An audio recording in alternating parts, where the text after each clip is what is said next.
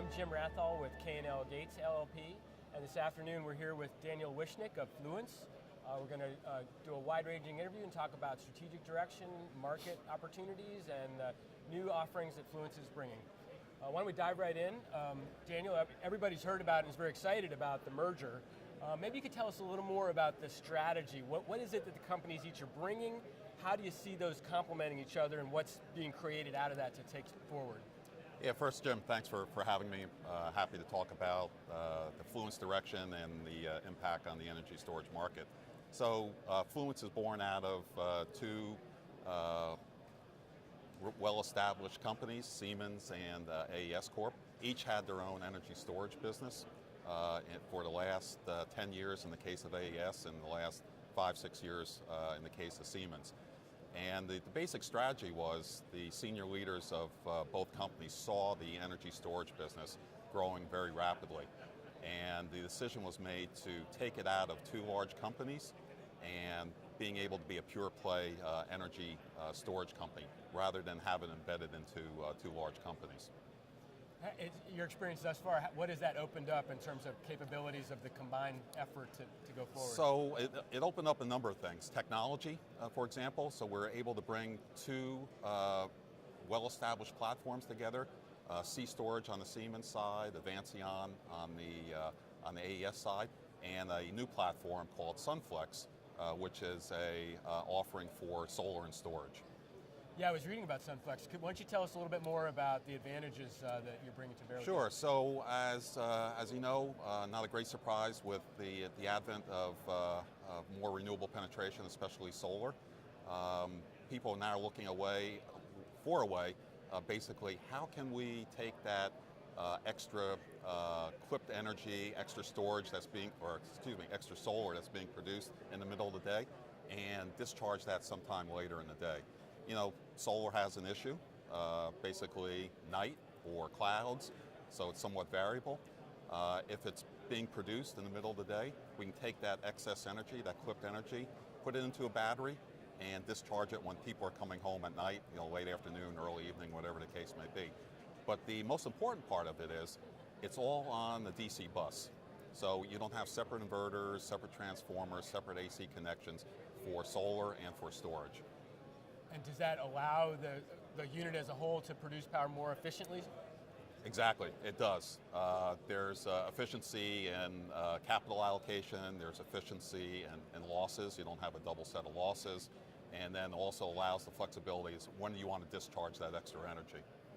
What kind of sizing are you talking about, or is it modular?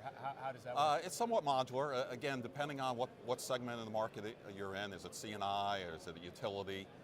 It could be from a utility size field, say take 150 megawatts.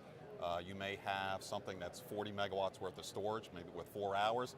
And if you have a C&I, it could be a couple megawatts with maybe a megawatt or so of storage attached to it. Are there particular segments that you're really aiming at or prioritizing to bring this up? Yeah, utility is a big segment, and the interesting thing about this right now, it could be retrofittable to existing solar fields, but if you look at greenfield applications, the big utility size ones that are going in, but also looking at C&I, there's a resiliency play here, so if you take solar and storage and maybe a diesel or gas generator, to give a municipality, a university, a school, hospital, that resiliency against storms as well. Yeah, that's huge. One thing we focus on is geographies. Are there particular locations that you're seeing where the utilities or the markets are ripe for this that you're aiming at? Yeah, not a great surprise.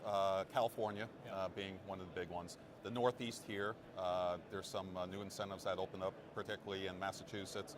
New York State just announced some new regulations. New Jersey just announced some regulations, but also in ERCOT is a very good play as well. Particularly in resiliency with all the storms that have hit the southeast U.S. recently, it's a big attractive benefit. Absolutely. And what do you see on the sort of horizon, the future technologically? Are there other technologies that Fluence is seeing as the next wave?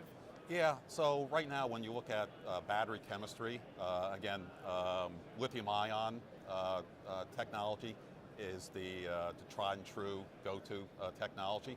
But we when I say we, both Siemens and AES have been looking at other technologies, and we've done some demo projects with other technologies, flow batteries, for example.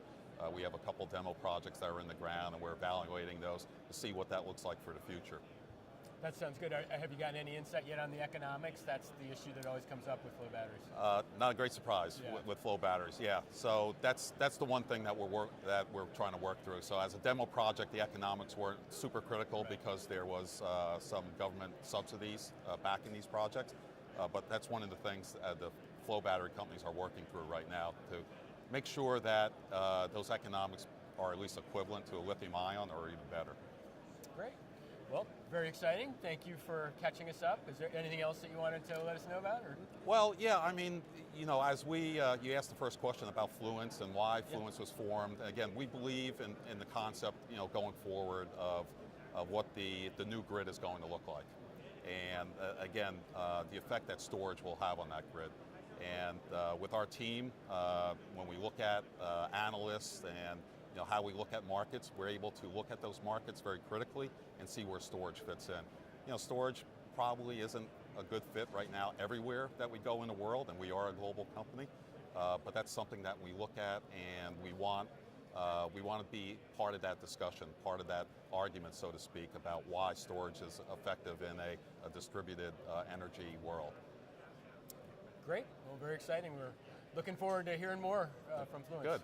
Hey, appreciate the time. Absolutely. Okay.